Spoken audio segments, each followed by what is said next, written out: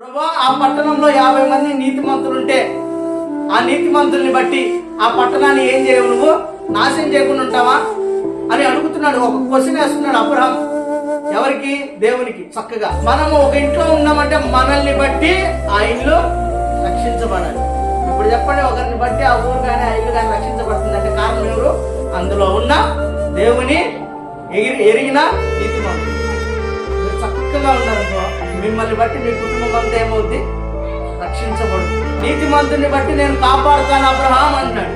అంటే ఒక నీతిమంతుని బట్టి ఆ పట్టణంలో కొన్ని లక్షల మంది పాపం చేసేవాళ్ళని ఇతనొక్కరిని బట్టి వారిని అందరినీ దేవుడు ఏమంటున్నాడు? నేను శిక్షించను అంటున్నాడు.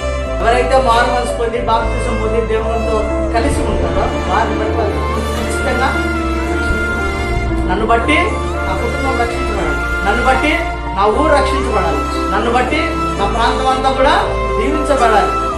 అబ్రహామును బట్టి సంతానాన్ని దేవుడు ఆశీర్వదిస్తూ వస్తున్నాడు. మనల్ని బట్టి దేవుడు ఏం చేస్తున్నాడు?